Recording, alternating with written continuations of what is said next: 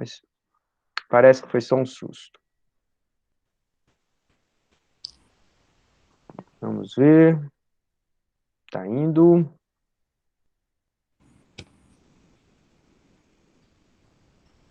Dopo.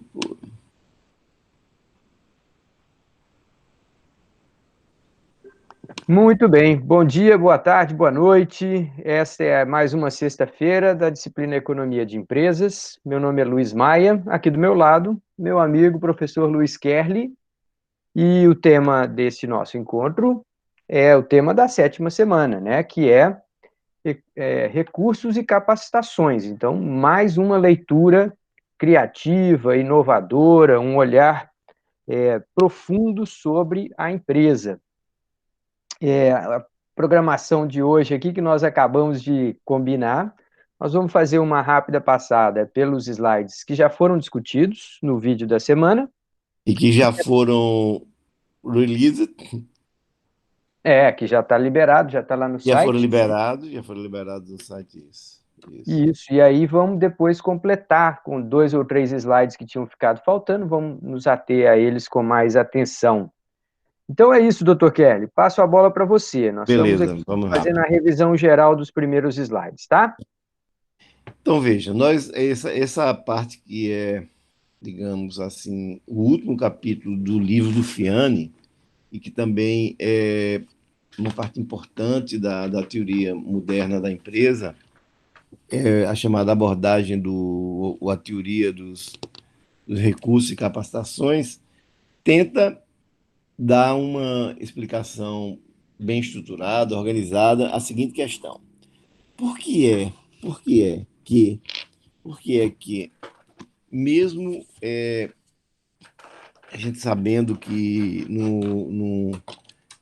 que às vezes acontece da empresa ter os ganhos durante um período curto, depois esses ganhos tendem a desaparecer, beleza, mas tem muitas situações, se você olha para as indústrias, que as indústrias têm ganhos de uma maneira, eu não diria permanente, permanente é uma palavra que parece que é eterna, mas é ganhos consistentes e ganhos duráveis no tempo. Então, como é que a gente explica que algumas empresas têm desempenhos superiores às outras? Então, existe uma resposta da teoria dos recursos e capacitações muito simples, que é essas empresas têm desempenho superior, ou um verbo que inventaram, que eu nem sei se está no dicionário, performam melhor. Esse verbo existe, Luiz? Esse verbo feio. Acho que existe, mas é daqueles anglicismos mais É, é, exagerados. exagerados. Estou só dizendo porque tem gente que gosta, eu não gosto. Então, tem Desempenham, né? Desempenham melhor. desempenho, falar desempenho é ótimo. Então, então, por que é que essas empresas têm esse desempenho diferenciado? E a resposta é porque tem recursos e capacitações melhores, diferenciadas. Então, as nossas 2 semanas sobre esse tema está dividido nessa semana, que é a explicação dos recursos, quer dizer, como é que os recursos diferenciados levam a empresa a ter desempenho diferenciado, e na próxima semana, que já está em cima, né, a gente vai entrar com um novo vídeo sobre capacitações. Como é que as capacitações também fazem com que as empresas tenham desempenho diferenciado. Frente, Luiz. Pronto.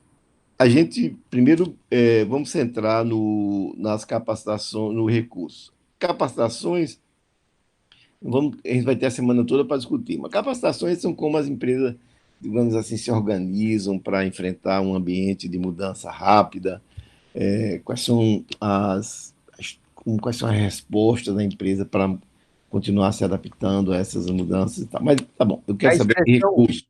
a expressão do dia para os nossos amigos aí de administração, Kelly, é agilidade. Virou um conceito de Aham. administração, toda Qual uma teoria. Chama-se agilidade. utilidade? Pronto. Então, as empresas. É a última moda das empresas mais modernas. Então, capacitação dinâmica seguramente faz parte desse agilidade, que é como a empresa está se transformando. Estou dizendo mais formal, como é que as empresas usam ou recriam permanentemente a sua base de recursos de modo a enfrentar mudanças no ambiente que está em uma mutação muito rápida, as mudanças de um ambiente em mutação rápida. Então, vamos para recurso. Primeiro, é saber o que a gente chama de recurso, tudo que a empresa utiliza para desenvolver suas atividades e oferecer seus produtos. Isso é, para mim, os ativos físicos, os ativos humanos e organizacionais, tudo isso para mim são recursos. E aí você pode, em organizacionais, você põe o que você quiser, humanos, você põe também o que você quiser. Mesma coisa no físico. Eu só quero saber que recurso é o que a empresa utiliza para desenvolver suas atividades e oferecer seus produtos. Ok. Então, para a gente entender melhor essa coisa de recursos, a gente precisa entender uma separação entre renda econômica e lucro econômico. Vamos começar com lucro econômico, que a gente sabe que lucro econômico está referido àquele nosso primeiro capítulo da empresa como uma função de produção, onde nós tínhamos que o lucro econômico aparecia de uma maneira eventual e temporária, quando, especialmente quando alterações na demanda, já que a oferta, você estava imaginando a tecnologia a mesma, recursos também homogêneos e tudo mais, o que é que acontecia? Você tinha um lucro, digamos que a gente dava aquele exemplo, alterou a demanda, açaí é bom para Covid, o açaí é bom para celulite, não há dúvida. O preço da demanda para o açaí vai crescer muito, o preço do açaí também vai crescer muito, mas se você tem informação perfeita, você não tem barreiras à entrada, você não tem recursos limitados, não tem problema. O que acontece é que as empresas vão deslocar recursos para a produção de açaí e vai aumentando a oferta, até que essa taxa de lucro, que inclui a remuneração do custo de oportunidade do capital, essa taxa de lucro, que é essa daí, se iguala às demais empresas. Isso é a ideia de lucro econômico. Então, primeira coisa, guarda aí. O lucro econômico é um fenômeno transitório. As empresas podem ter esse lucro econômico durante algum tempo, mas não é uma situação de equilíbrio. O equilíbrio vai acontecer quando aumentar a oferta dessa área mais lucrativa, que, é claro, quem está dando dinheiro é açaí, então o capital vai tentar correr para o açaí, e até que a lucratividade lá se iguale a demais empresas. Enquanto lá for superior, vai correr para a produção de lá. Isso está supondo que você tem os fatores de produção com a oferta elástica, você tem informação perfeita, você não tem barreiras à entrada, tudo mais, aquele tudo que a gente já viu no nosso modelo de concorrência perfeita. Beleza. Agora, e renda econômica? Renda econômica é uma coisa diferente, parecida, tem uma expressão matemática semelhante, mas renda econômica é a remuneração que excede o custo do recurso, indicando que ele se trata de um recurso especial. Então, preste atenção. Isso para a gente ir consolidando, principalmente quem é administrador, que não tem essa ideia muito clara. Mas, professor, e a empresa vai comprar um recurso que a remuneração não excede o custo do recurso? Vai sim, vai sim. Um recurso que permite a empresa pagá-lo e com o resultado da empresa remunerar tudo o que foi usado na produção, inclusive remunerar o custo de oportunidade do capital, está muito bem. A empresa está muito bem, obrigado. Já discutimos isso várias vezes. Não tem a pena de empresa com lucro econômico zero. Então, lucro econômico zero significa dizer que o que a empresa rodou foi suficiente para pagar os custos de tudo que utilizou, inclusive remunerar o capital. Beleza, pelo seu custo. Beleza, não tem dúvida. Agora, a renda econômica não. A renda econômica é que existem umas situações onde o recurso gera mais do que custa.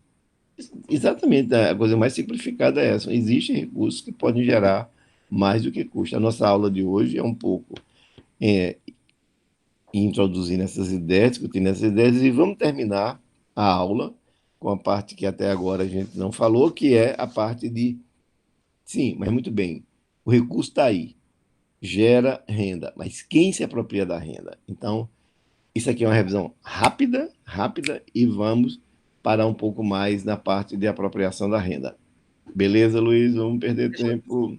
deixa eu só pegar aqui um exemplo prático. Eu queria testar com os nossos alunos essa ideia aqui bem rapidinho, tá, Kelly? Para a gente Pois passar, não.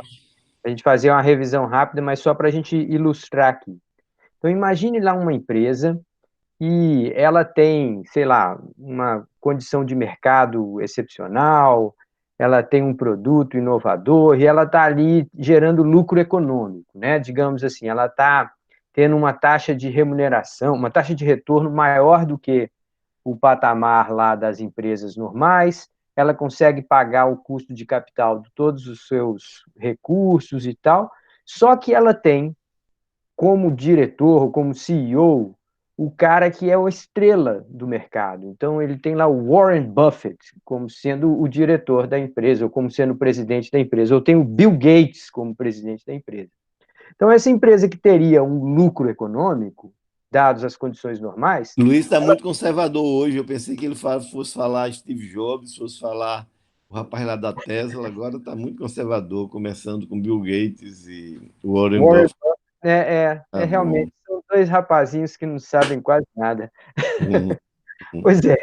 Então, o que poderia acontecer? A gente poderia ter um, um presidente da empresa que é tão estrela que, para ter esse cara, a empresa tem que pagar a ele um volume extraordinário de remuneração.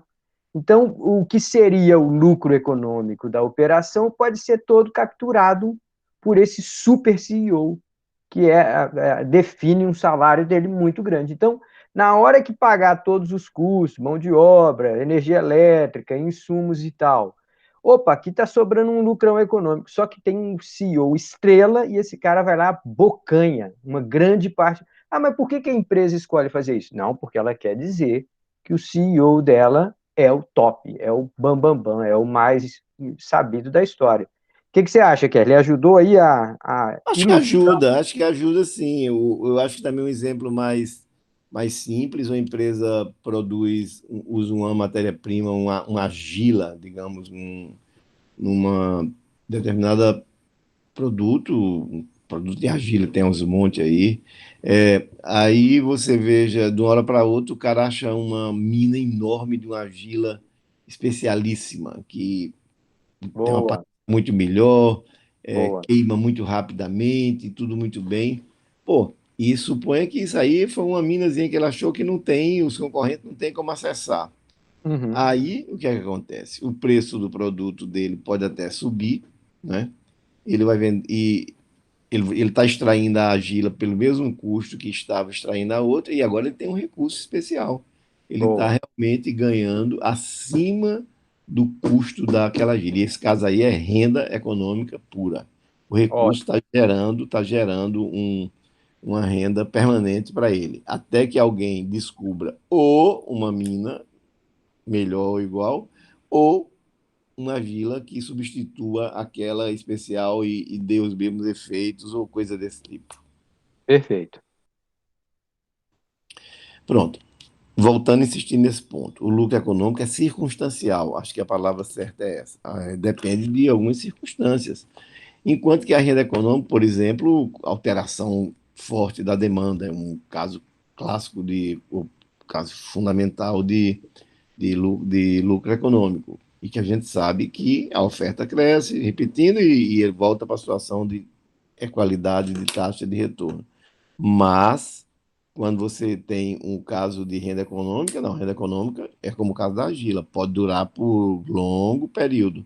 Vai depender do acesso que as empresas competidoras tenham a esse recurso, ou achando uma mina como o cara achou, ou desenvolvendo uma argila que seja tão boa quanto a outro, ou desenvolvendo um substituto que possa também fazer aquilo, ou aprendendo a trabalhar, desenvolvendo uma tecnologia que aprenda a trabalhar com a argila dele de modo a produzir tão bom quanto o outro. Isso é, em resumo.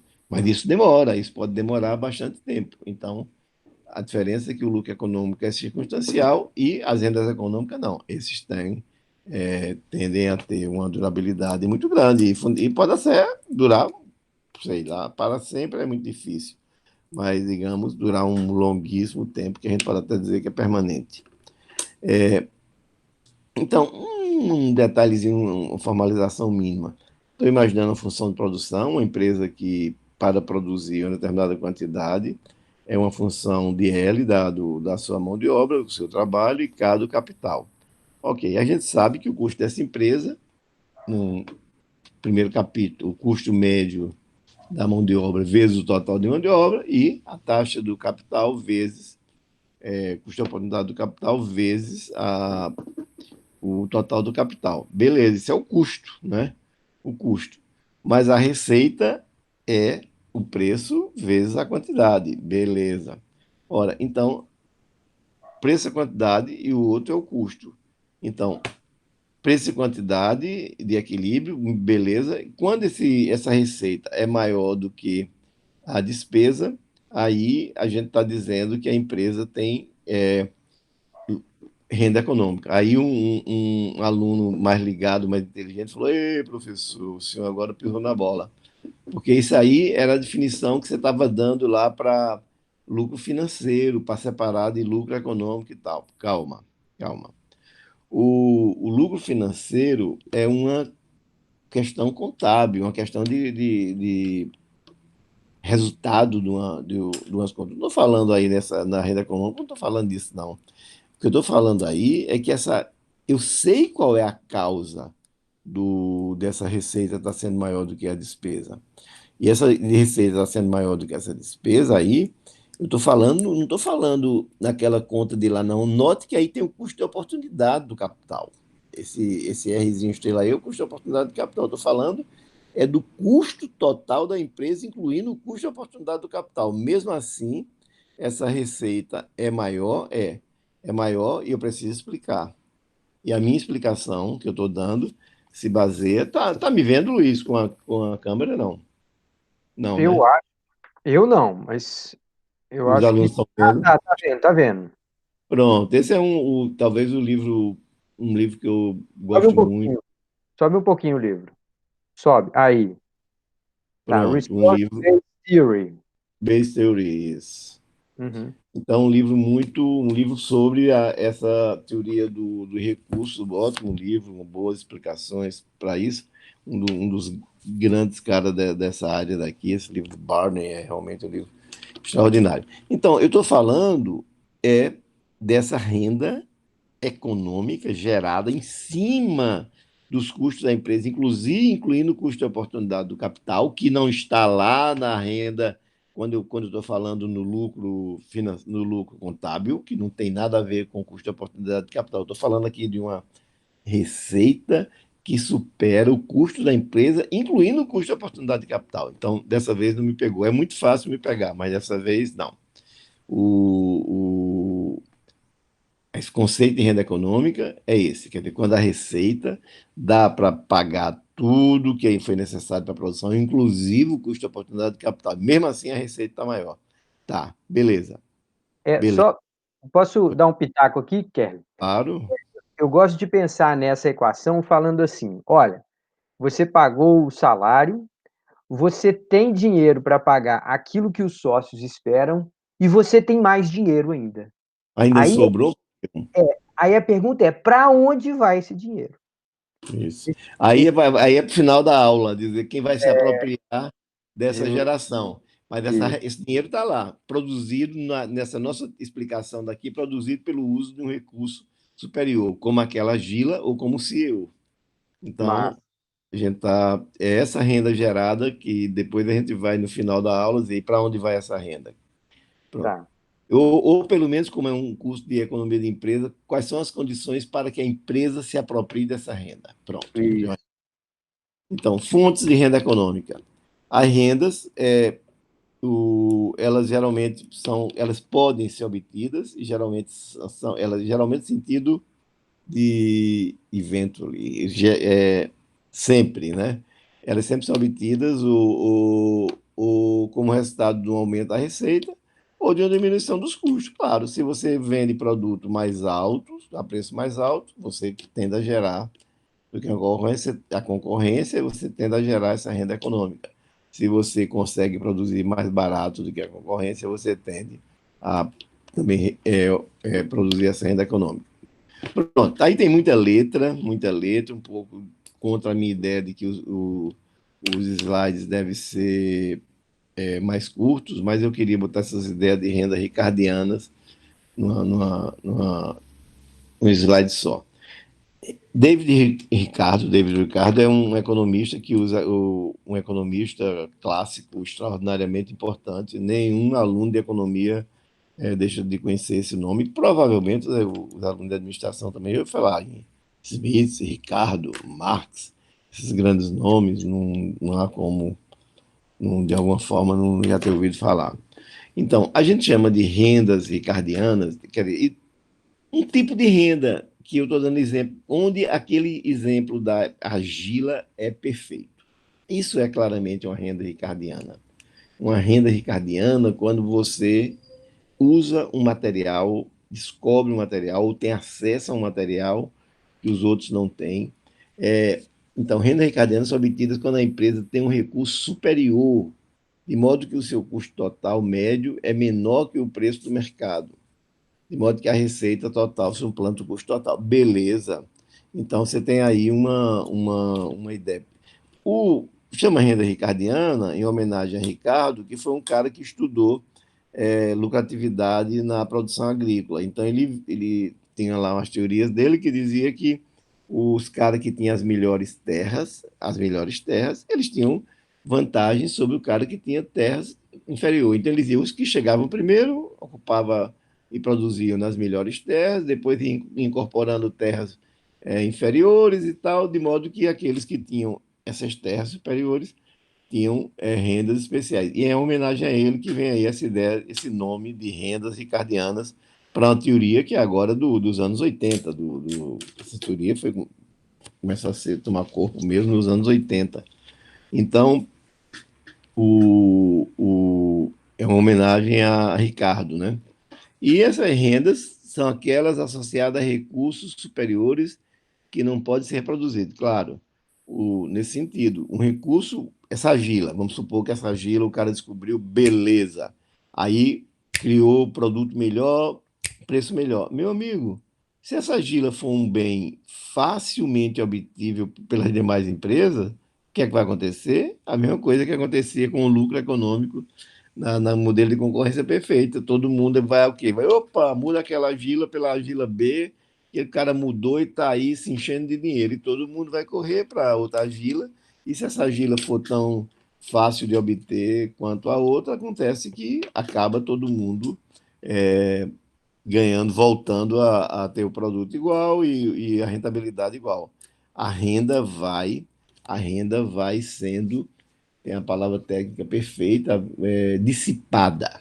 Dissipada, quer dizer, à medida que o concorrente vai utilizando o mesmo recurso, a renda econômica vai sendo dissipada. Tá. Mas por último, tem essas notas aí, que eu podia ter botado no outro slide, que a renda ricardiana não vem somente de recursos naturais, para não parecer que sim, mas qualquer fonte de recurso, qualquer fonte de recurso, expertise de um executivo, uma matéria-prima superior, então mão de obra, recurso, qualquer um avanço na gestão, por exemplo, a Toyota, quando deu aquele avanço enorme de just in time, aquilo ela começou a ter um recurso superior, né, uma gestão superior e tal. Então, recurso, a gente fala de recurso, não está falando somente de renda ricardiana, não está falando somente de recursos, é, recursos físicos, que no Ricardo, sim, estava querendo explicar porque quem tem a melhor terra pode ter essa renda. Mas a gente não, a gente está achando que qualquer tipo de recurso superior gera renda econômica. Vamos embora, Luiz, senão acaba nosso tempo. Então, rendas schumpeterianas é uma homenagem a outro grande economista, não do porte de Ricardo, mas um economista Schumpeter, que é hoje, vocês da administração sabem que o Schumpeter e a ideia de inovação não tem como, ninguém fala de inovação sem falar de Schumpeter. Isso aí é. E como essa a ideia, que hoje é uma das ideias mais claras de empreendedorismo e tudo isso decorre da visão de Schumpeter da empresa, quer dizer, a empresa dependente, o desenvolvimento da empresa dependente fortemente dessa coisa que a gente chama de inovação, que a empresa tem que inovar, a empresa tem que inovar de alguma forma. Quando o Schumpeter fala de inovar, ele fala dessa novos produtos, é uma forma de inovação, novos processos, novos mercados, novas fontes de matéria-prima e nova forma de organização da empresa. Quer dizer, toda vez que a empresa está inovando, inovando, inovando, inovando, inovando, isso aí a gente chama de recursos schumpeterianos. Então, recursos jupiterianos são recursos super importantes na empresa, e a gente sabe que uma empresa como a Apple, por exemplo, é claro que ela tem recursos extraordinários, basta ver o recurso capital, quer dizer, as pessoas que têm trabalhando por ele. Teve recursos também de gestão, grande CEO, como Jobs, que deixou uma cultura na empresa e tal. Mas ela vive fundamentalmente de inovação, né? Inovação, enquanto que algumas empresas vendem, por exemplo, o cara tem. Ontem eu vi a cachaça do Havana, vi ontem o cara vendendo a R$ 450 a garrafa. Quer dizer, isso vai dar o quê? Quase R$ 600 por um litro de cachaça mineira, uma cachaça mineira, por quê? Porque ele tem realmente uma área especial, uma barriz e tudo mais, quer dizer, ele tem um processo todo especial. Ele não está inovando, pelo contrário, não está inovando o tempo todo. O que ele tem são recursos especialíssimos. Mas na área, por exemplo, de informação, inovação é absolutamente tudo, né? Então, nessa área de bebidas, comidas, não é não. Geralmente o importante são os recursos. Mas na área de informática, na área de informação da maneira geral, certamente inovação é quase tudo. Monopólio, é só dando um toquezinho rápido, monopólio é uma forma de renda econômica, claro. Se você tem um monopólio, você consegue vender acima do preço, que seria o preço de equilíbrio do mercado competitivo. A gente já viu isso em monopólio. Mas, nesse caso, a gente não está interessado em monopólio. Primeiro, que a gente já viu no primeiro capítulo, e depois, porque a renda do monopólio não decorre de recursos especiais. Na verdade, geralmente, o monopólio tem lucro por conta de privilégios. Privilégios. Ele obtém o privilégio do monopólio e explora esse privilégio. Só como economista, para Luiz não ficar se torcendo na cadeira, dizer que nós economistas sabemos que muitos monopólios são naturais. É um exemplo simples. Você tem uma cidade de, digamos, 100 mil habitantes, com, sei lá, 20 mil residências, é muito pouco provável que você vai ter, digamos, digamos que não tivesse ligada à rede de transmissão e alguém ia produzir energia elétrica. É muito pouco provável que numa cidade desse tamanho ia ter duas, três, 10 produtoras de energia. Apesar de que hoje tem esse modelo de energia solar e tudo.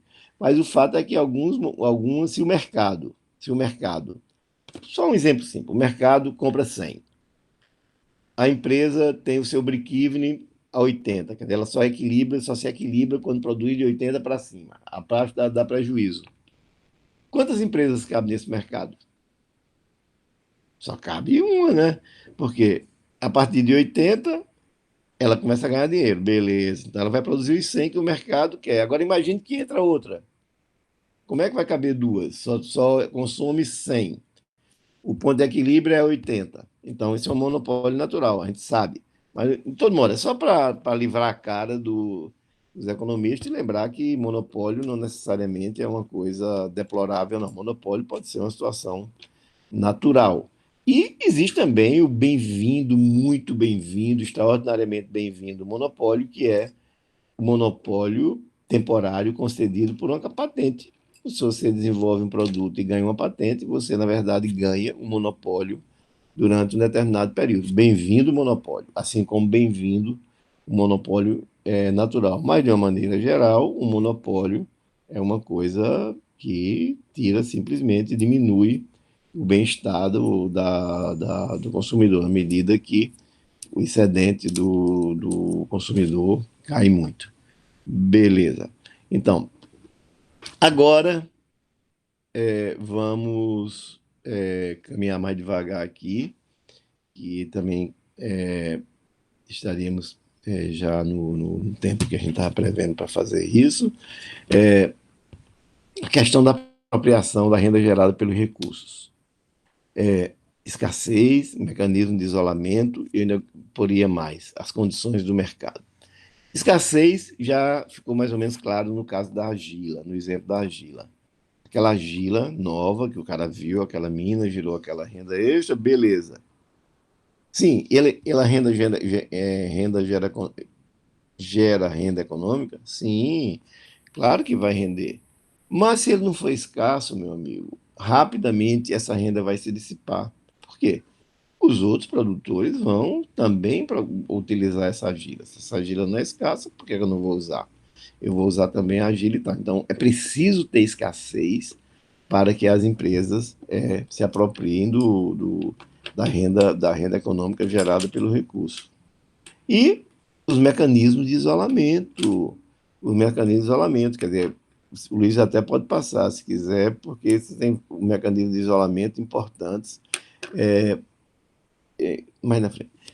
Por exemplo, um mecanismo de isolamento importante são, por exemplo, direito de propriedade. Se você tem uma coisa que protege você, como uma patente, uma coisa desse tipo, aproveite, meu amigo, você está protegido e aí você vai obter renda, porque você tem mecanismos de direito de propriedade. Qualquer que seja o direito de extremo de uma patente, mas você pode ser dono daquele recurso, beleza, e aí você garante que ninguém pega. O learning by doing. Então, muitas rendas são geradas por um tipo de conhecimento gerados que você só obtém fazendo. Então, isso tem uma curva de aprendizado. Digamos que eu perguntei essa semana, eu gosto de relógios, relógios grandes, e estava conversando com o relojoeiro e perguntando a ele, eu já tinha conhecido o pai dele, foi um relojoeiro, que era um homem já velho, muito velho quando eu conheci, e, e hoje ele está no mesmo ramo desses relógios grandes e tal. E eu perguntei a ele, escuta, quanto tempo para gerar você acha para treinar alguém como relojoeiro nessa área aí? Ele falou, se o cara for bom, dedicado, 5 anos. Um médio, 10 anos para aprender isso. Não é à toa que tem tanta pouca gente nesse mercado. Quer dizer, então, a curva de aprendizado é muito grande, o tempo demora muito grande. Então, daqui que você vire uma pessoa nessa área daí, o tempo é muito grande. Então, é tanto por isso mesmo que não tem. Não chega uma empresa e agora eu vou consertar relógio. Não, não, não é assim. Por quê? Geralmente isso é feito daquela forma antiga, nos tipos. O cara é treinado por um mestre, passa anos e anos e anos e anos e tal. Vindo para um caso mais simples, uma empresa pode ter um determinado produto, mas que para fazê-lo tem que aprender, tem que passar 1 ano, 2 anos, às vezes aprendendo. Então, enquanto você tiver esse período de aprendizado, essa curva de aprendizado, o mecanismo de isolamento está garantido. Quanto maior for o período de aprendizado, quanto mais tempo demorar a curva de aprendizado, quanto mais o learn by doing for importante, significa dizer que a empresa vai se apropriar mais fortemente dos recursos. Conhecimento tácito, voltando ao conhecimento tácito. Conhecimento tácito é aquele conhecimento que não pode ser catalogado. Então, é só dizer, bom, não conheço nenhum prato famoso, restaurantes famosíssimos por seu prato, dá receita para todo mundo, dá porque sabe que não é assim, que ali é conhecimento tácito. Pergunta se tem algum laboratório que dá a fórmula de não é, dá, um laboratório dá, mas que é porque tem que explicitar a fórmula. Mas pergunta, vai perguntar lá na Tesla se ele te diz como é que faz as baterias, como é que ele está desenvolvendo e tal. Claro que não, claro que não. O, mas um cara que faz um prato, ele, ok, a receita é essa aqui. Vai, faz para ver como é que é que sai. Por quê? Porque ali está cheio de conhecimento tácito. A gente sabe, deve ter cozinheiros e cozinheiras aí no grupo, que se você der 10 receitas a 10 pessoas, no mínimo, eu acho que no mínimo, vai ter 8 pratos diferentes. Um ou outro você pode ficar indistinguível. É difícil.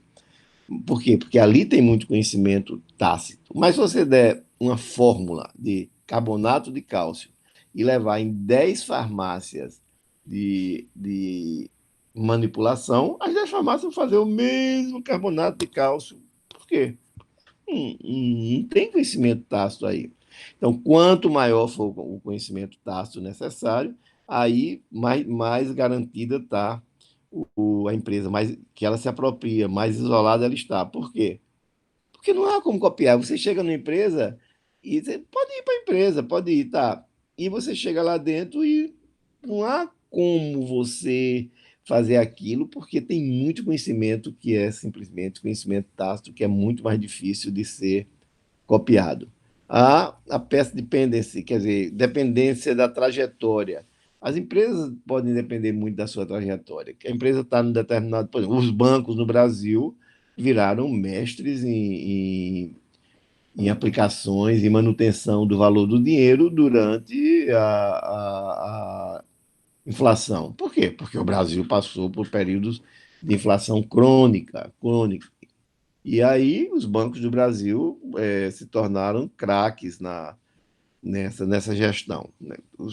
Um gerente do interior sabia de overnight, sabia de mercado de capitais, sabia de um monte de mecanismo que um gestor de um banco no interior dos Estados Unidos podia não saber, porque ó, o cara não tinha essa agonia com a aplicação de um dia para outro, porque a inflação de 1%, 2% ao ano, o cara não está preocupado quanto vai render o dinheiro dele num dia. Não estou dizendo que não tinha mercados lá por trás. O que eu estou dizendo é que no Brasil você chegava ao nível do gerente do interior que ele tinha que saber aquilo. Então, as empresas aprendem porque elas estão em determinada circunstância, em determinado tempo, e aprendem.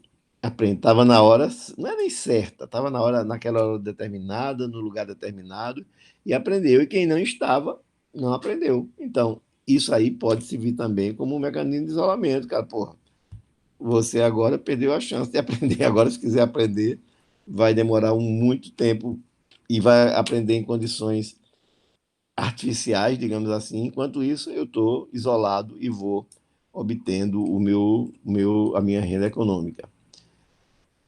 Pronto. Custos de mudança do comprador.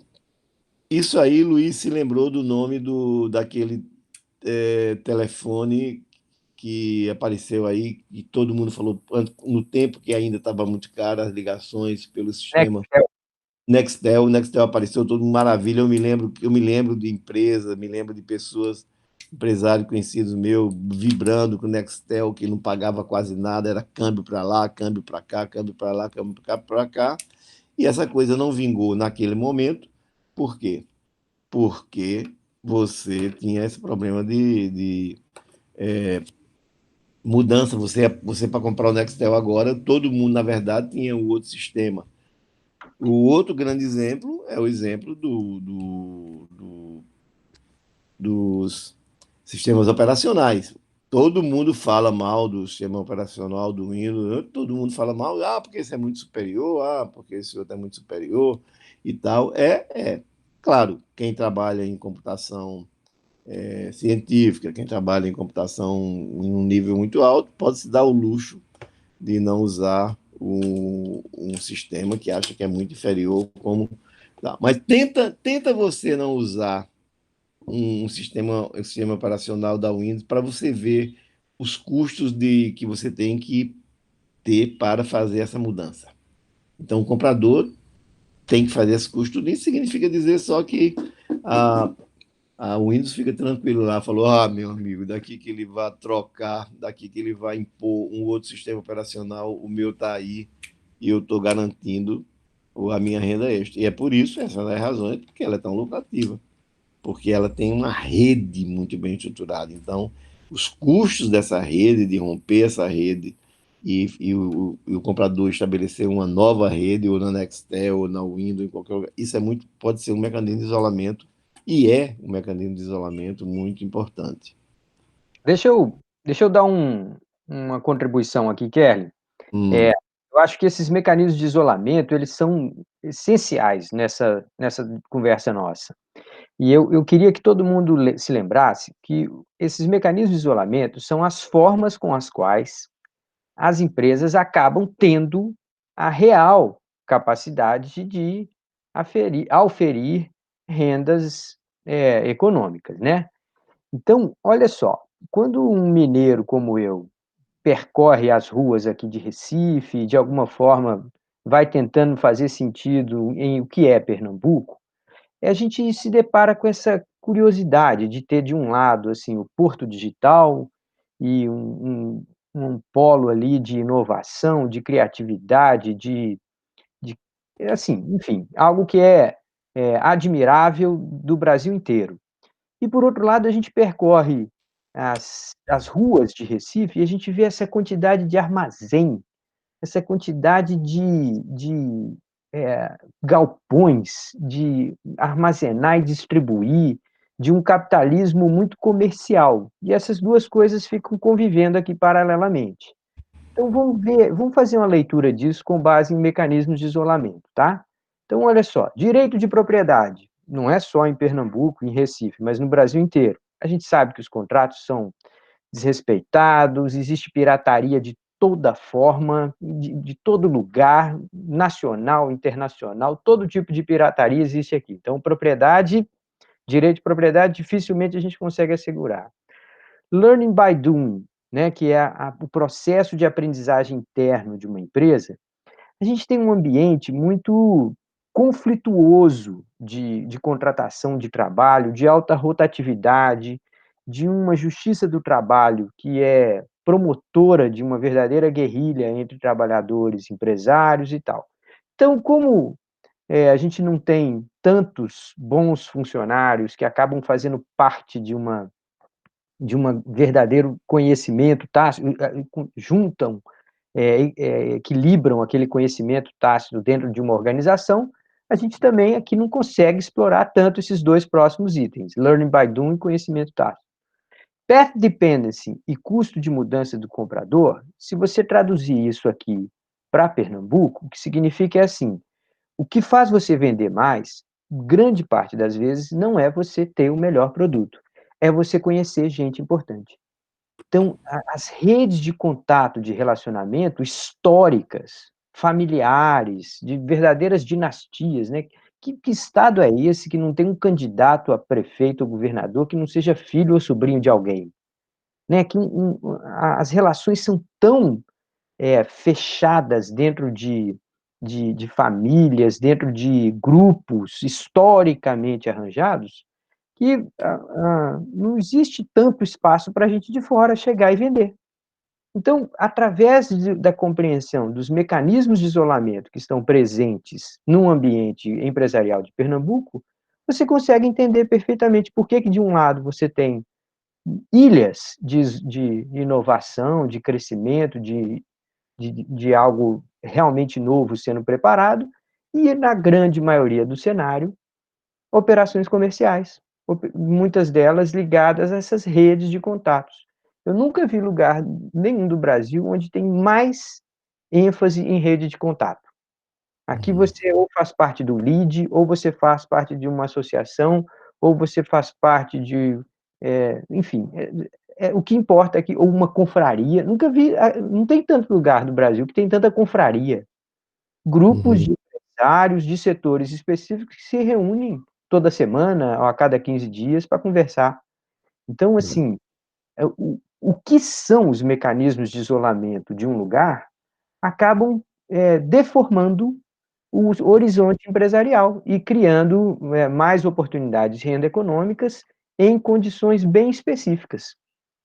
O outro ponto que eu acho que também vale a pena comentar é sobre esse custo de mudança do comprador, e é muito interessante para quem é ligado à tecnologia. Hoje, a Apple está sendo processada nos Estados Unidos pelos fabricantes do jogo de maior sucesso do momento, que é o Fortnite.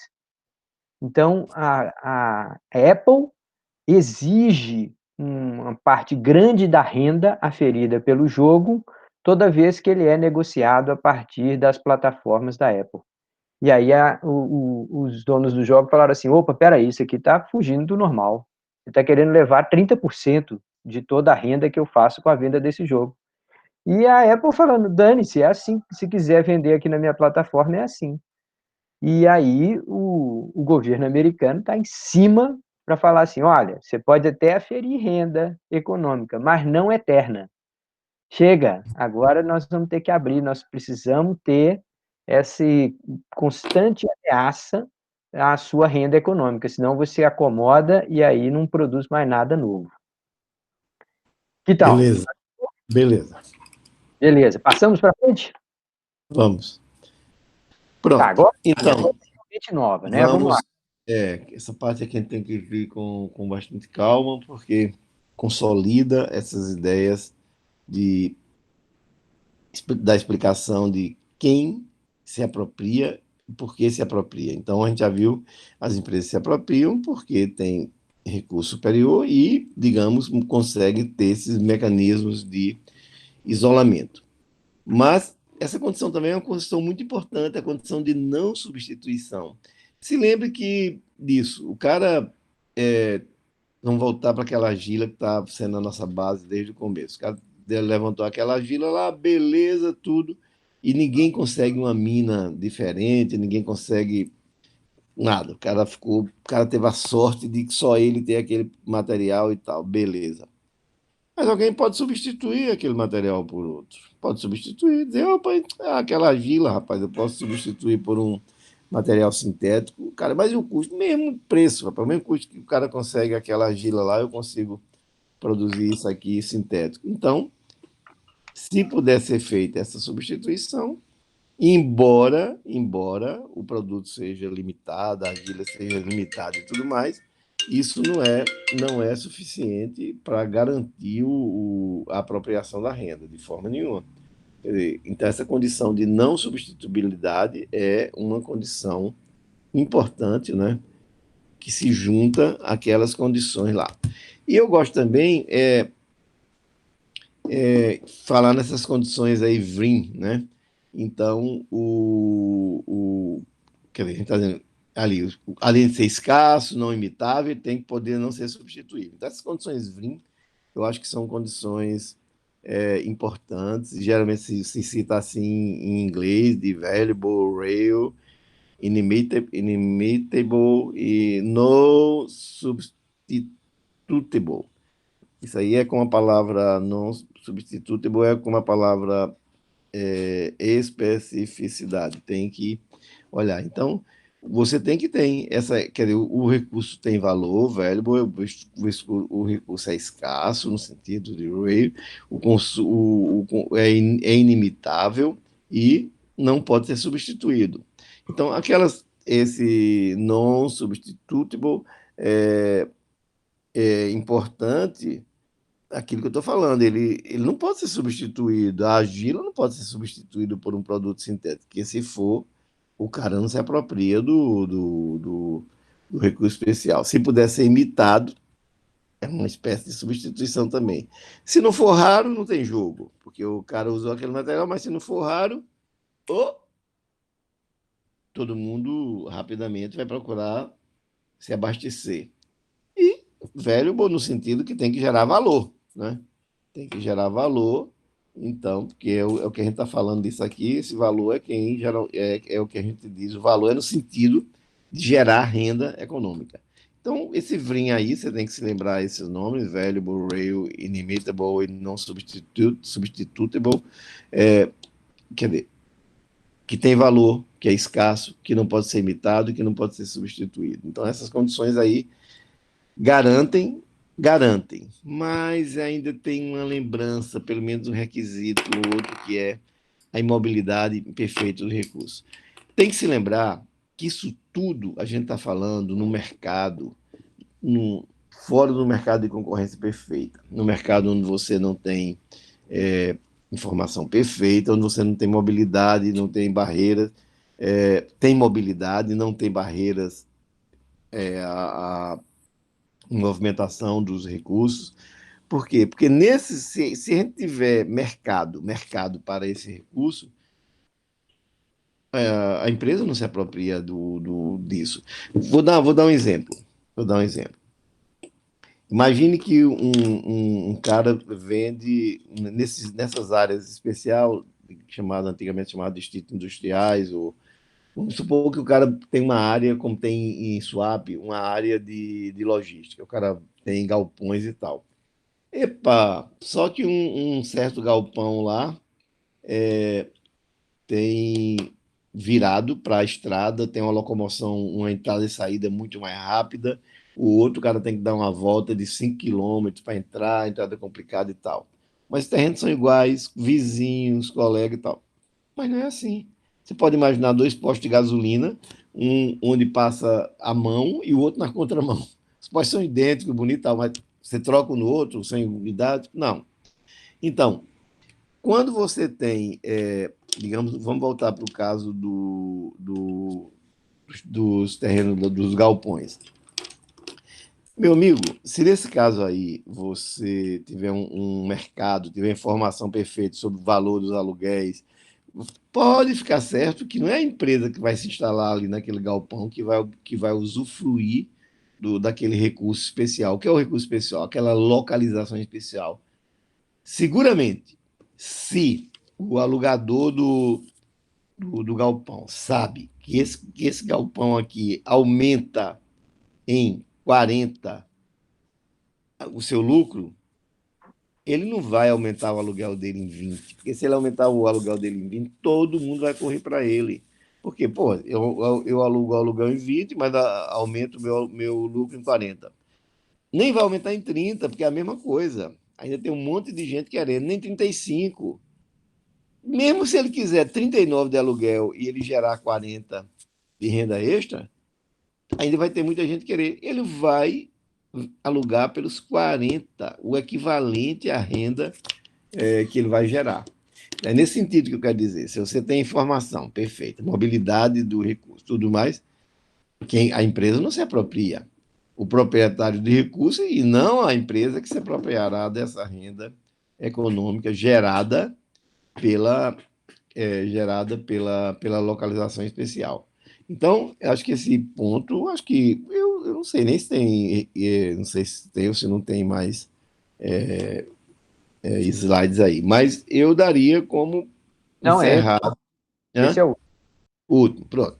Eu daria por encerrado o que a gente precisava apresentar sobre uma visão das empresas sobre recursos e que responde à questão que foi colocada no primeiro momento. A questão era por que é que algumas empresas têm resultados diferenciados das demais.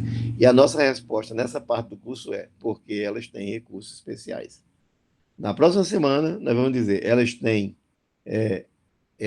lucros, rendas especiais, rendas econômicas, porque ela tem capacitações especiais. E as capacitações, só fechando essa parte, eu sempre associo mais recursos a Ricardo, a renda ricardiana, e as capacitações a rendas jupiterianas, quer dizer, que são rendas geradas exatamente pelo processo de adaptação de mudar a base de recursos da empresa para se adaptar a um exterior numa mutação muito rápida. Acho que está bom demais, Luiz. Com isso, essa parte de recursos, a gente agora é soltar uma lista de exercícios nessa área e começar já a pensar na próxima aula de terça-feira sobre capacitações e uma lista também sobre capacitações. Eu gostaria de ouvir os alunos de administração. Eu sempre acho que essa é a parte mais assim, friendly com os alunos de administração, a parte onde os alunos de administração se sentem mais à vontade com o tema, porque a parte de custo de transação, mesmo a parte de agente principal, que eles também é uma coisa, mas eu acho que essa parte de recurso é a visão mais próxima do que um administrador tem de porque uma empresa tem lucro diferenciado.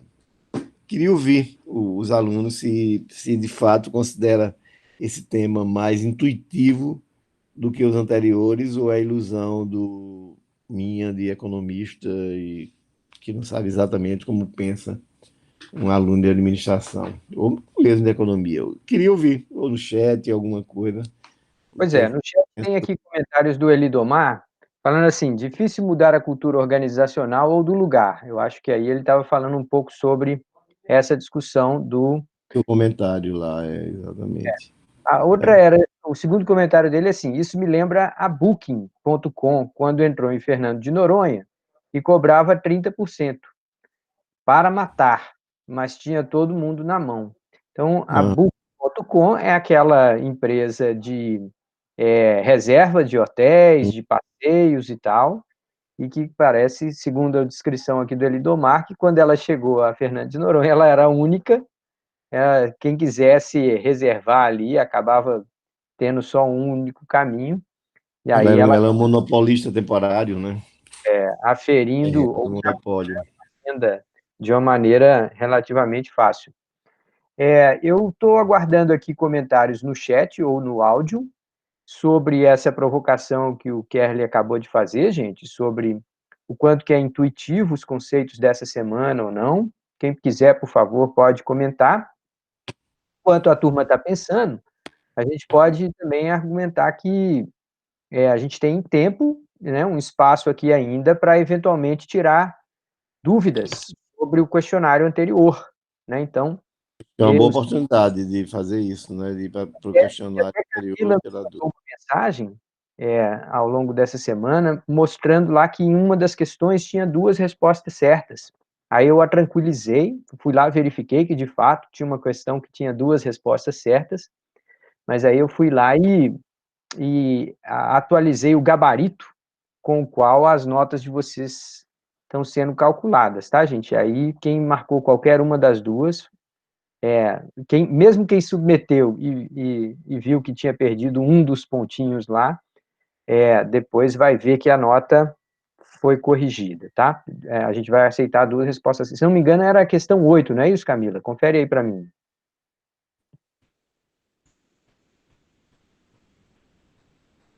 Isso, confirmou. Então tá. Eu não estou vendo aqui nenhum comentário sobre essa provocação do chat. Realmente, mestre, Bom, nisso que o professor Kelly está falando, a gente de administração, das coisas que a gente sempre coloca, por exemplo, as estratégias lá que o Porter defende, as estratégias básicas, é diferenciação e de custos. E é exatamente dentro disso que o mestre estava falando. Ele coloca assim, duas estratégias macro que a empresa deve realizar para obter vantagem competitiva no mercado.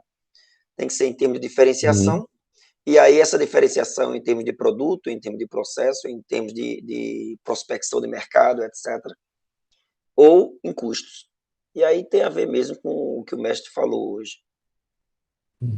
E fora essa questão também que a gente fica falando de gestão do conhecimento, né? Eu acho que é essa onda de gestão do conhecimento que começou mais no final do século passado e muito no começo desse século, tem a ver exatamente com isso, que é você, se o melhor capital da empresa e o que você pode diferenciar mais facilmente é o capital intelectual, então vamos trabalhar pesado nessa questão do capital intelectual, do conhecimento tácito, como compartilhar, né? Os dois autores, o Nonaka e Takeuchi, eles dizem muito isso, que você não tem como fazer gestão do conhecimento, né? Você vai fazer uma gestão de como compartilhar esse conhecimento dentro da empresa. Porque o problema das empresas é que tem muitas vezes conhecimento tácito, que é o diferencial, mas quando eles saem, essas pessoas vão embora, o conhecimento vai com eles. Isso aconteceu, por exemplo, com a Uhum. Chesf, quando houve aquele programa de demissão voluntária, os que saíram eram os bons. E aí Uhum. teve os que ficaram, o pessoal dançou nisso. Eu uma vez fiz um estudo nisso daí lá, foi o tema do meu mestrado, e que foi exatamente essa questão do conhecimento tácito que se foi com o pessoal que se aposentou ou que entrou no programa de demissão voluntária. E o que as empresas querem é exatamente isso, é gerir esse conhecimento porque é o principal recurso da empresa, né? Então isso vai haver aí com essa teoria baseada em recursos da economia. Ok. Muito boa, muito bom comentário, Lindomar. Alguém mais ou vamos para as questões? O natural é a gente olhar a questão 8, mas eu quero saber se alguém mais gostaria de sugerir alguma questão adicional do questionário da semana 6. Bom, enquanto vocês vão pensando aí, eu Queria vou. lembrar que a gente está entrando, esse é, digamos, o penúltimo tema na semana, não na próxima, na subsequente, a gente já entra no último tema, que é a parte de economia comportamental. Então, acho que não, a gente caminha para rapidamente terminar isso e não deixar, tipo, só até olhando aqui a parte do calendário, porque eu tenho ideia de até quando nós vamos. A gente tá começando outubro, né? Então, comecinho de novembro, comecinho, primeira semana de novembro, olha lá, a gente está, ou a última de outubro, né, Luiz? Ou no máximo a primeira semana de novembro, a gente está terminando o curso. Então, tem que correr, como diz Elomar, a gente tem que, Lidomar, a gente tem que estruturar o tempo e nessa estrutura, por responder os questionários, porque senão a gente não tem como avaliar o desempenho nesse período. Mesmo sabendo que se trata de um período especial, essa avaliação tem que ser feita, né? Como é que a gente vai dizer quem são os alunos que podem ser dispensados, digamos, dessa disciplina ou não? Não é? Dispensados no sentido considerados já fizeram a disciplina. Ou acreditar essa disciplina no currículo do aluno, né? Então, está na hora de correr para responder esses questionários. Então, Kerly, quer dar uma olhada nessas opções aí da questão 8? E a gente acabou colocando duas respostas certas. Então, vamos Mas ver. tem que identificar entre as quatro aí qual das duas que estão corretas, por favor. Um agente oficial risco não aceita assumir qualquer risco. Errado. Um agente avesso ao risco aceita riscos. Depende do que ofereça de contrapartida a ele. Qualquer uma pessoa pode ser avessa ao risco, mas eu posso imaginar. Meu perfil é de avesso ao risco. Mas se o cara disser o seguinte, ó, joga essa moeda aí, tu me paga 1.000 para jogar. Se der cara, tu ganha 1 milhão. E se der coroa, tu perde os 1.000. Bom, eu sou avesso ao risco, mas numa situação dessa, um avesso ao risco pode seguramente tomar a decisão de jogar. Depende da situação. Um- Principalmente na nossa área, que é a área aqui de contratos. Eu posso contratar um CEO avesso ao risco, que é, simplesmente dizendo aí, ele assumindo uma parte do risco, dizer, ó, eu te dou um salário fixo, ok, mas a outra parte vai depender do teu resultado. Ele está assumindo uma parte do risco. Então, uma agência avessa ao risco aceita isso, depende de quanto ele vai ter, por exemplo, na parte fixa.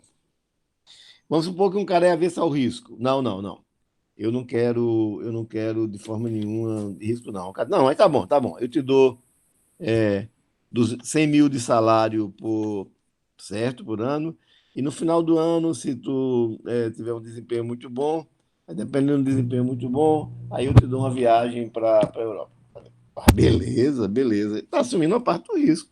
Uma parte é risco, mas o risco está muito pequeno aí. Então, Não está dizendo que uma pessoa que é agente ao risco não aceita risco de qualquer maneira, não. Não, uma pessoa avessa ao risco, ele pode assumir risco, depende das condições que estão sendo oferecidas no contrato.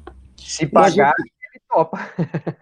é, Se pagar, ó, você vai assumir risco, mas é, o cara fala assim, já que eu vou assumir risco, então quanto você me paga? depende de quanto você paga, exatamente, ele assumiu o risco. Um agente neutro em relação ao risco pode aceitar todo o risco inerente à atividade contratada. Claro, eu posso dizer um cara diz o seguinte, ó, tu vai agora, ao invés de, você me fazer eu vou te contratar para tu gerir isso aqui, faz um negócio, eu vou te alugar isso aí. Tu me paga todo mês um aluguel fixo e tal. E um cara sendo um agente neutro ao risco, ele pode aceitar e aceita. Se ele fizer as contas e ver que a chance dele, se ele for contratado, a expectativa de ganho é a mesma, ele pode aceitar, dizer, tanto faz o cara me dá 50 fixos e 50 tal, ou eu pego esse negócio e eu mesmo toco. Se ele faz as contas e o ganho esperado é o mesmo, para mim tanto faz, o que me interessa é que o ganho esperado é o mesmo. Ou correr o risco, ou é a mesma coisa. Então, é errado. Um agente neutro a risco, é certo, o agente neutro a risco, ele pode, de fato, aceitar todo o risco inerente. Ok. A eficiência no compartilhamento de risco implica que a maior parte do risco claro que não, é alocado no agente com menor disposição, claro que não, é colocado no agente com maior disposição, né? O, a eficiência é exatamente isso, é eu tentar colocar o risco em quem está disposto a assumir risco. É como o Luiz diz, o cara que é avesso ao risco para assumir risco, eu tenho que pagar a cara a ele para ele assumir esse risco. E o primeiro, um contrato é primeiro melhor quando o principal se apropria de todos os ganhos de empreendimento, oferecendo ao agente o mínimo para que ele aceite o contrato. Também está correto esse, como também está correto o 3. Então, o 1 e o 3 estão ambos corretos, sem dúvida.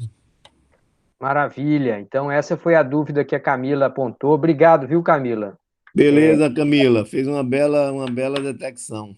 Ela e uma colega Ouviu? estavam trabalhando juntas, e aí Uhum. identificaram lá uma certa diferença. Uma marcou uma coisa, outra marcou a outra. Então, as duas podem ficar tranquilas que a vantagem desse formulário eletrônico que é, ao mudar o gabarito, recorrige tudo lá, tá bom? Então, eu adicionei as duas respostas corretas, vai todo mundo ganhar os pontinhos merecidos. O Rodrigo sugeriu a questão 10 aí, não foi? É. Tá, então vamos lá. Sobre o último item da questão anterior, avalie a seguinte frase. No caso acima, o salário fixo deve igualar-se ao custo de oportunidade se o agente se esforçar, e o salário será zero caso ele não se esforce. Bom, mas para entender essa frase, a gente tem que pegar aqui, ó, a última afirmativa da questão anterior. Se o trabalho do agente é observável e seu resultado não afeta o lucro do principal, de forma significativa, um contrato de salário fixo é apropriado. É. E Tá. um contrato de salário fixo dessa forma mesmo, quer dizer, é claro que a gente sabe que tem lei trabalhista e tudo mais, mas a oferta é essa, ó. Tu pega vou te pagar o salário fixo.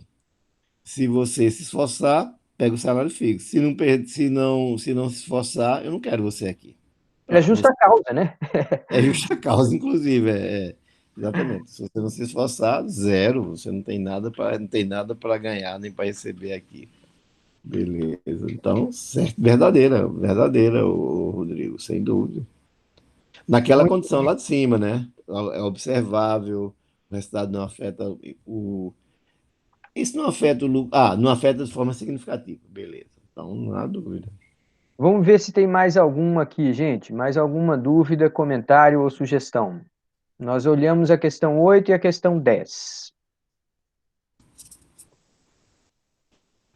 Só lembrando que esse questionário, como a gente colocou ele com atraso, a gente está permitindo que a quem ainda não submeteu, ainda pode submetê-lo até o dia 5, até segunda-feira.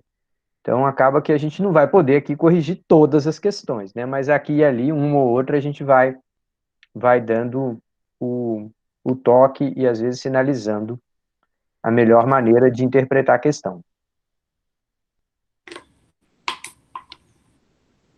Eu acho que silêncio total significa que ou uma parte ainda não fez, ou a outra parte já fez e está tranquila, viu, Kelly?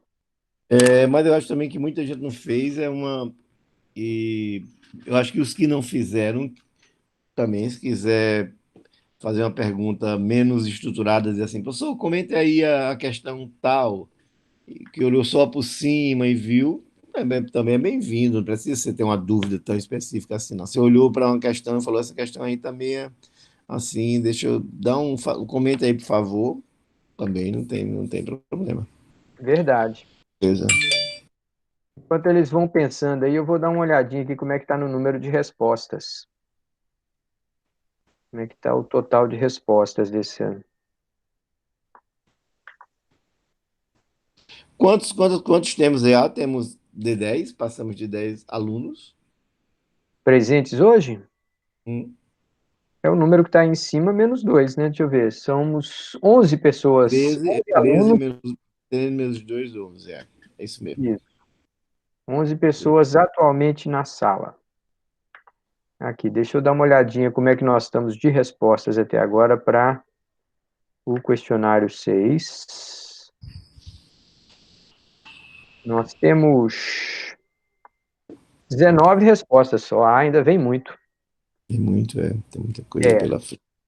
de toda Pronto, eu forma, acho que poderia aproveitar esse tempo para dar uma olhadinha para o que temos para frente, quer dizer, as 3 semanas que temos para frente, né?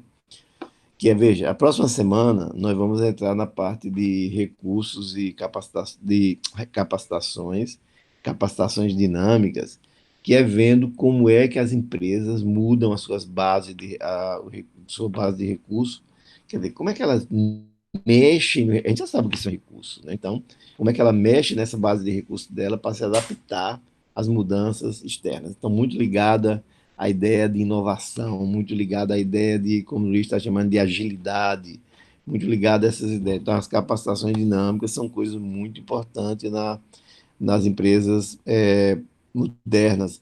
A gente vai separar a ideia de competência, de capacitação.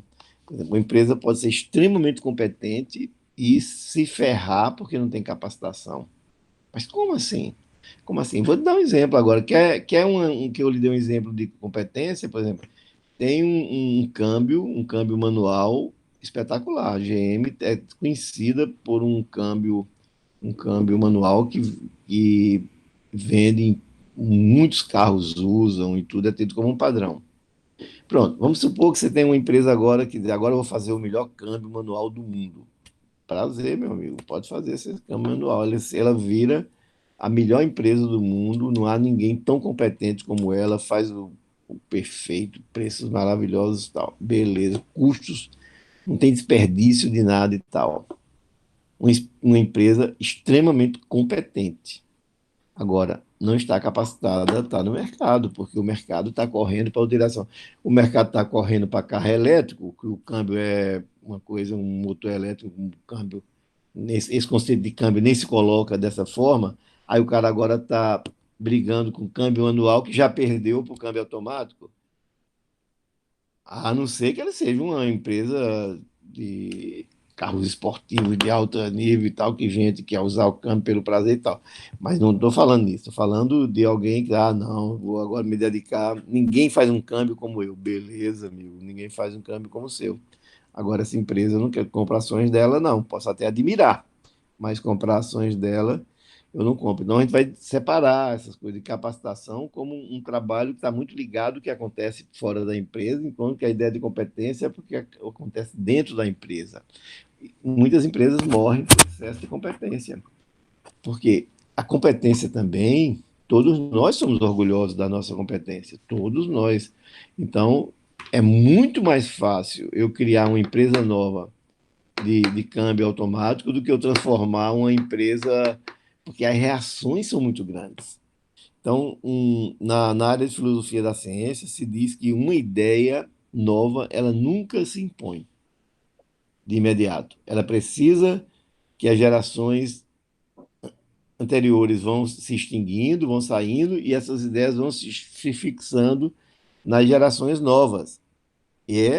Eu tenho visto isso, e Luiz tem visto, mais jovem que eu, mas tem visto durante a vida, quer dizer, que muitas ideias que aparecem criam reações enormes, e quando é um pouco mais na frente, a gente nem se lembra mais das reações que ela cria. Por quê? Porque os que reagiam àquela mudança é, simplesmente deixaram de ter o poder de decisão, até o poder de produção. Então, empresas competentes, muito competentes, às vezes são muito avessas à inovação. É muito comum isso. Você fica uma empresa extremamente competente. Ah, não, eu faço o melhor, eu sou o melhor. Não, não, não. E aí, meu amigo, tchau. Se lembra, Luiz, se lembra de uma empresa chamada Eastman, uma das maiores empresas do mundo, uma empresa. Você Luiz tem que saber que Linda Eastman, a mulher de Paul McCartney, era a herdeira da Eastman Collor. Uma das maiores empresas do mundo, é, que deu em nada, deu com burro na água. Quer dizer, ninguém. Quem não se lembra dessa marca chamada Kodak? Quem não se lembra dessa marca chamada Kodak? Quer dizer, foi para lugar nenhum, né? Enfim, tecnologias novas apareceram aí e elas ficaram completamente fora. Mas olha para a marca televisão. Você ainda tem as televisões Philips, televisão não, televisões que eram as grandes fabricantes daquelas televisões de tubo de 50 anos atrás, 60 anos atrás. Dessas empresas se adaptaram, foram muito mais eram muito competentes, mas também tiveram essa capacitação dinâmica de se adaptar ao mercado, a mudanças fortes no mercado. Mas, às vezes, uma empresa é tão boa, tão boa, tão boa, que nada, eu vou passar, isso aqui eu sou o rei, ninguém faz igual a mim, Só que você faz e não tem mais. Faz para dentro, não faz para fora. Então, capacitação e competência podem ser elementos diferentes. Então, pronto. A aula da próxima semana é sobre isso, capacitação dinâmica, capacitações dinâmicas, o que é que determina, o que é que isso tem a ver com a renda da empresa. Claro que tem a ver. Empresas que estão sempre inovando, se adaptando às mudanças do mercado, que têm forte capacitação dinâmica, são geradoras também de renda econômica o tempo todo, o tempo todo. Então, você já pode associar isso um pouco a recursos jupiterianos, né, e não recursos, digamos, ricardianos. Beleza. Deixa Feito eu, isso, pois deixa não, eu só Luiz?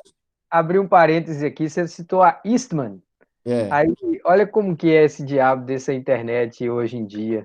A gente ela, falou o nome, a gente corre lá e dá uma é, olhada imediatamente. Então, eu busquei aqui, vou compartilhar na tela, um, uma entrada do, da Wikipédia sobre a Eastman. Olha só. Eastman Chemical Company é uma empresa norte-americana que se dedica à fabricação e venda global de produtos químicos, fibras e plásticos. Fundada em 1920, com sede em Kingsport, Tennessee. Atualmente, a empresa tem mais de 40 fábricas em todo o mundo e emprega aproximadamente 15 mil pessoas. Foi desmembrada de sua empresa mãe, Eastman Kodak, em 1994. Em julho de 2012, Eastman adquiriu Solutia por 3,4 bilhões de dólares. Em 2012, a empresa teve receitas de aproximadamente 9 bilhões de dólares. E quando a gente procura na cotação dela, vamos dar uma olhadinha aqui na cotação dela hoje. No último pregão, ela teve uma desvalorização de 2,32, mas vamos pegar pelo ano. No ano ela está andando de lado. Saiu no início do ano de 80 dólares a sua cotação e agora ela está em 76. é. Mas o fato outro exemplo da Eastman, um exemplo que está mais próximo de todo mundo, nem sei que está tão mais próximo de todo mundo, porque os alunos são muito mais jovens do que nós, do que eu, especialmente. A IBM. A IBM é outro exemplo de uma empresa de uma extraordinária competência, era disparada a empresa mais competente na área de computação, principalmente na área de computação, como é que a gente chama, de grandes, antes da pessoal. E Mainframe. mainframe, e que ninguém ia com ela nessa área de mainframe, e quando foi que surgiu a ideia de computador pessoal. Esse também é muito bom de ver na internet, porque teve um presidente é considerado um dos maiores micos que um grande CEO já cometeu no mundo. Ele veio um pouco ironizando, falou: não, esse negócio de computadores pessoais, isso vai vender algumas centenas, alguns milhares, dá para vender e tal. Quer dizer, meu amigo, eu sou o rei da mainframe, eu vendo computador no mundo inteiro, eu sou o dono do mundo.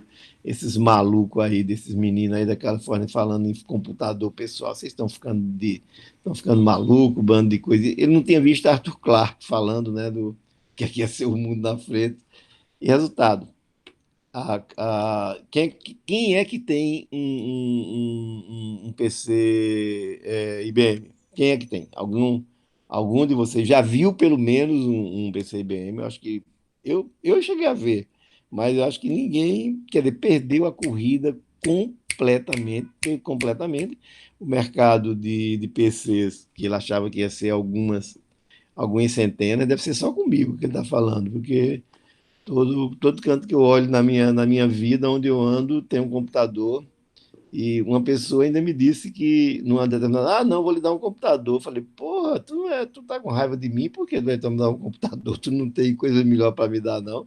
Computador, não há lugar que eu ande no mundo que não tenha um computador disponível. E isso o cara achava que ia vender algumas dezenas, algumas centenas de computadores e tal. E a IBM, que era a rainha, a mais competente, não há dúvida nenhuma, na área de mainframe, que seria o natural que ela tivesse desembocado na área dos PCs, e, no entanto, digamos, a extrema competência dela não desembocou em nenhuma capacitação dinâmica, que ela não se adaptou ao mercado, né?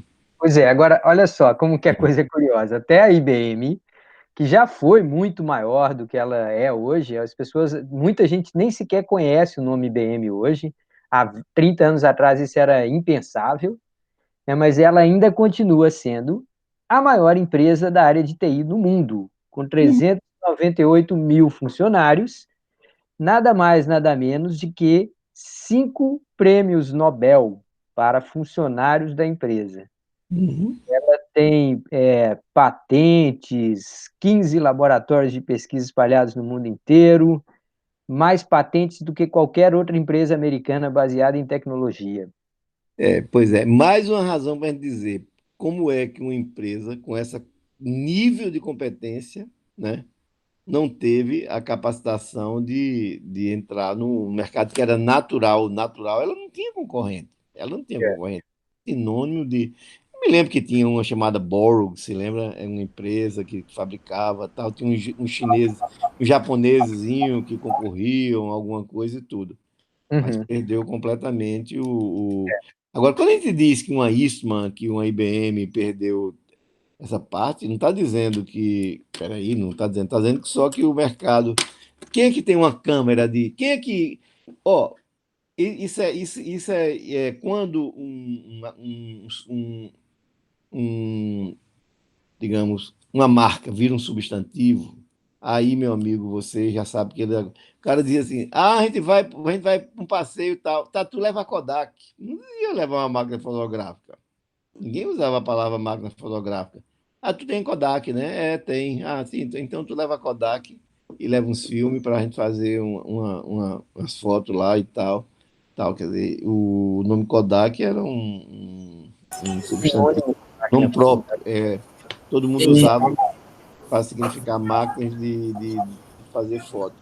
E E, hoje, eu nunca vi uma. Alguém já viu? Hoje a gente tem pouca, porque o celular está ficando cada vez menor.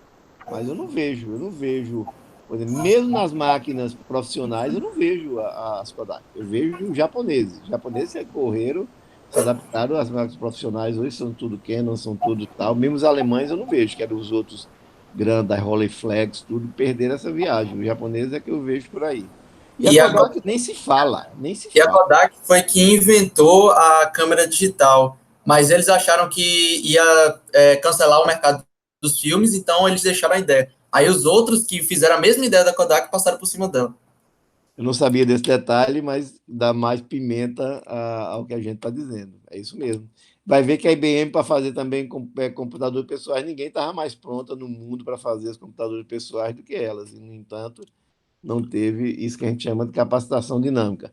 Pois bem, as duas últimas semanas, ou as duas últimas semanas de outubro, ou incluindo a primeira de novembro, aí entramos na parte de economia comportamental, que, na verdade, não estaria tão direto assim num curso de economia de empresa, mas é um pouco para também terminar o curso com um tema novo, um tema extraordinariamente novo, o Prêmio Nobel da Economia de 2018, ou no mínimo de 17, né, Luiz? Mas eu acho que é capaz de ser 18 mesmo. É 17. 17, pronto. Então, Prêmio Nobel 17, quer dizer, uma coisa está aí em cima ontem, né? O Prêmio Nobel para Economia Comportamental, um outro, acho 2002, né? Isso, foi em 1978 com o Herbert Simon, 2002 com o Daniel Kahneman, que foi junto com o Vernon Smith, e Vernon. Não. Foi, sim, com o do economia de laboratório, do Vernon. Tá certo. E 2017. Então, economia comportamental, 3 prêmios Nobel, 78, 2002 e 2017. Nesse século, né? 2 nesse século. Então, pronto. Então, é um tema super importante, uma coisa super boazinha para a gente terminar o curso. Inclusive, Luiz estava propondo, não sei se vocês vão aceitar, mas a proposta de Luiz é esse livro aqui, ó. Esse livro aqui, The Foundation of Behavioral Economics Analysis. É pequeno, umas 2.000 páginas, mais ou menos. Luiz estava dizendo que isso aqui seria o livro leitura obrigatória para essa última área do curso. Quero saber se vocês concordam, se dá tempo desse livro só para vamos pensar, né, Luiz? Para animar a sexta-feira. Para animar. Ok. Ok. Aqui, só confirmando um pouquinho as datas aqui, para todo mundo se alinhar. Nós temos ainda 3 encontros de sextas-feiras, além desse. Então, é dia 9, dia 16 e dia 23. Tá? Então, a perspectiva é que o curso termine ali na última metade de outubro mesmo, tá bom? Beleza. Por mim, já são também 9h45, já completamos 2 horas aqui de abertura.